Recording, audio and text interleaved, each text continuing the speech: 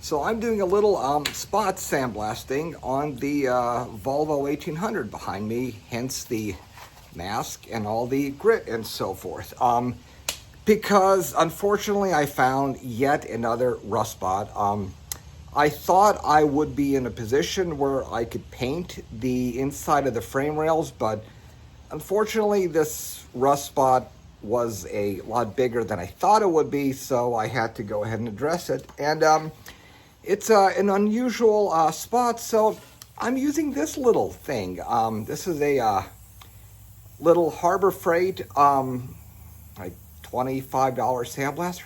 This thing works awesome. I can't believe how well this little thing works for doing little small spots and so forth. And I mean, I obviously would not recommend doing the whole car with one of these, but you know, for small spots, it works fantastic. So let's go and take a look at my little setup here and take a look at the actual media I'm using and how well this works. All right, so first and foremost, you are going to need PPE because you're going to be pretty close to using this thing, and that sand gets everywhere, hence the previous image of it all covering my hair and so forth. So you need a mask, totally, absolutely need a mask, and you really do need one of these wraparound goggles, because if you use just plain safety specs, the sand will get around it and get in your eyes and just be not super great. So yeah, really do need the complete wraparound goggles, and even with these, the sand does get around it, and absolutely need to wear a mask. Here is the media I'm using. This is, it's called Black Blast. It's available at Menards or Tractor Supply or most places. It's cheap. It's like 13, 14 bucks for a 50-pound bag. And this stuff, it is recycled coal slag.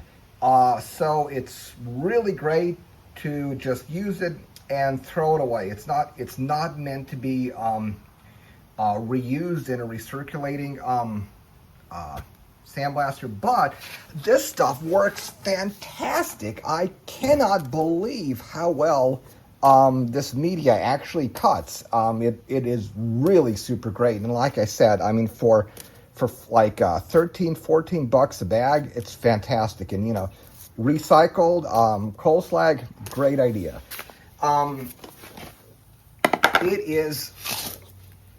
It's a lot finer than you'd expect. If you compare this to what you use in a normal sandblaster, this stuff feels finer, but it is really aggressive. I mean, I'm pretty sure that, you know, once this thing hits the thing you're blasting, this will break up and it won't work long. I'm pretty sure it won't work long term like the silicon carbide or whatever in a enclosed blaster, but for these sort of things, it is awesome. So let's take a look at how I have my setup here. And it's really just totally you know, just thrown together. So back up here. So yeah, there's the car, and then yeah, I just threw some sheet over this thing. Unless you are covered, this stuff will get everywhere. So it absolutely has to be covered in a little thingy like this. And then that way it'll, you know, just catch it and you can just sweep it out. So made a little tent to cover that. And then, there we go. Okay, yeah, so little makeshift tent. It just collects the stuff in right about, you know, 3 feet or so around there, gets some around there, but yeah, it does a great job of containing the grit. So here is that. And here is this nightmare that I found. This is the lower sill panel. Yeah, this is just, it is just a stupid design. This lower, what do you call it, sill cover, whatever thing, it is, it's brazed on top here with some braze. It was brazed on the bottom and, you know, spot welded to the pinch weld. But then this part here, it was freaking open. Yeah, you can see here, this thing comes over, it folds over itself, and there was nothing holding it in there, no sealer of any sort. So, you know, water, it would just come here, it would just come enter here, and then collect on the bottom. Just crazy idea. So, anyway.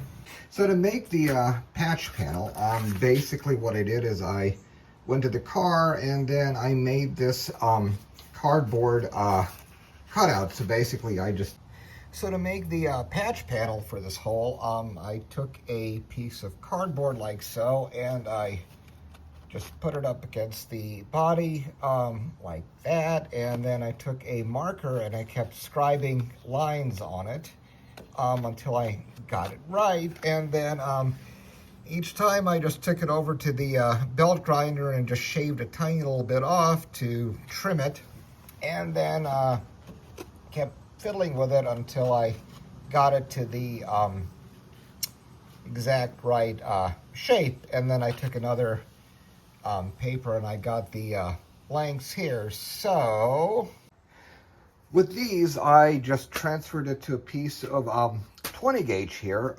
rough cut, and then I'm gonna go and cut this out on the bandsaw rough shape, and then that'll just let me iterate this in a little bit further. So this is that a little bent in thing where the top is that flap that's gonna be bent over, so that's where this thing is, and then yeah. All right. Rough cut, yes, I know a shear will be better, but hey, I just have a bandsaw. Anyway, okay, so looking at this little shape here, I think what I'm gonna do is I'm gonna decide first where I want this corner here. So, the bottom one, I'm gonna give me some extra there so I can trim that after the fact. And then this is where I'm gonna have that, that primary bend line, and then that'll give me plenty of room up here to trim the excess. So yeah, that's gonna be the important line, just deciding on that. Yeah, so as we saw back there, so the top part has this bent over flap. So I think what I'll do is after I've decided where I want this line, I will cut out this notch on the bandsaw. Yeah, there you go. Okay, so you can't cut notches on a shear. That's where bandsaw wins. Anyway, so decided on that. I will cut out this notch, and then I will chuck this in the vise, and then bend over this flap, and then that'll then let me basically put this probably in a vise, and then make that bend, and then that bend. So yeah, let's do it. All right, here's the notch cut. So I think I'll take this over to the vise and then just bend that little flap down. Folded this flap over and had to use a hammer to get it flat. I did spray some weld-through primer in here just to try and prevent, you know, future corrosion. So yeah, I think what I'll do is I'll try and get this curve in first, and then I'll work on these second bends. So turns out this bend is actually pretty easy to do. I just I'll do it on the railroad beam here. So yeah, like so.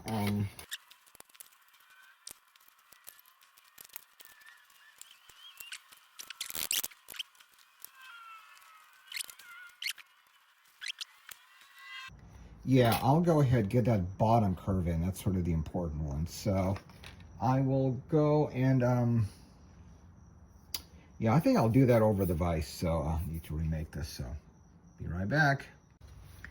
Okay, and we're back.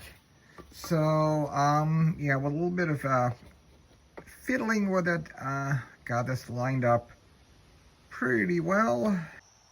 So yeah, it obviously made a mess down here, but yeah, the little tent dealywag that I had pretty much contained all of it. So we could see it about 3 feet this way, maybe about 3-4 feet this way.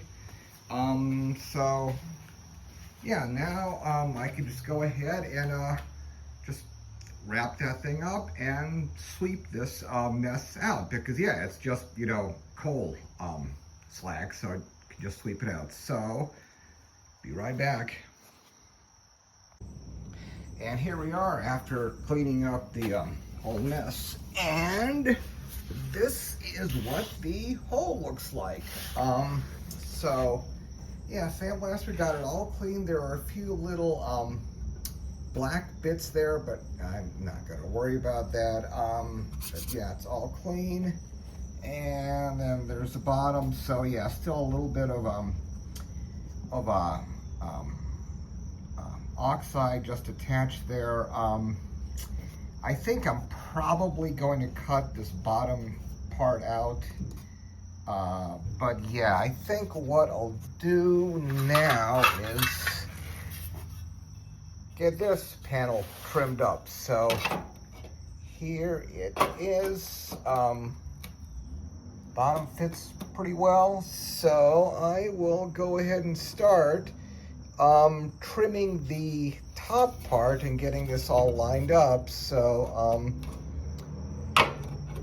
yeah, I think I'll go ahead. I don't know. Maybe I'll try the bottom one. Yeah, so I'll just fiddle around with this and then see how well it works out. So here is the patch panel, all fitted, and yeah, I did this backwards. I should have cut the panel first and then trimmed the outside, but it was a real pain to trim the outside bit, so I did it this way. Anyway, so if we fiddle with this thing at right about a little bit, maybe 0.5 millimeter or so gap, which is good for the MIG wire. It is completely perfectly flush, so that's super cool. It's just held in there with just a little bendy clamp. That all lines up, so this is all ready to weld. However, I need to take care of that bottom thing first. So anyway, I am going to go ahead and call this a day, as we got a fair bit accomplished. So, okay.